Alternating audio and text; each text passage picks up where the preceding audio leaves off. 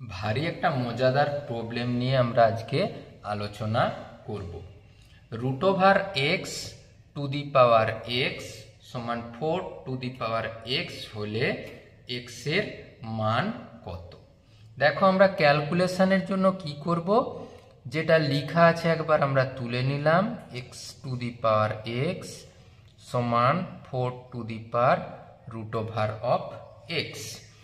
তাহলে এই root over of x to the power এক্সটাকে আমরা লিখছি রুট ওভার এক্স গুণিত রুট ওভার অফ এক্স, মানে এক্সটাকে আমরা লিখছি root x into root x.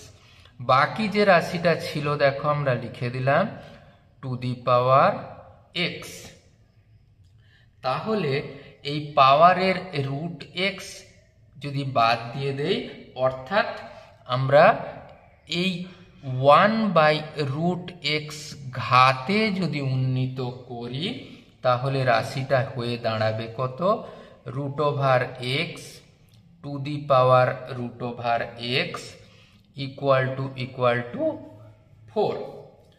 আচ্ছা, 4টাকে যদি আমরা এমনভাবে লিখি, বোধহয় কারো কোনো অসুবিধে হবে না।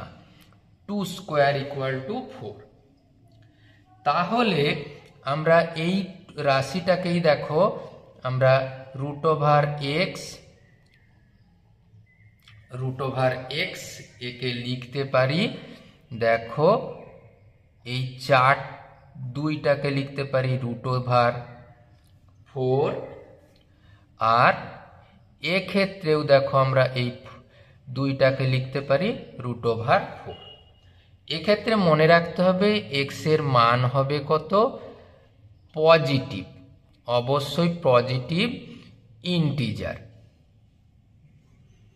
তাহলে আমরা এক্ষেত্রে দেখো আমরা পেয়ে গেলাম এক্স এর মান, একেবারে দেখতেই পাওয়া যাচ্ছে এক্স এর মান হবে 4। কেন?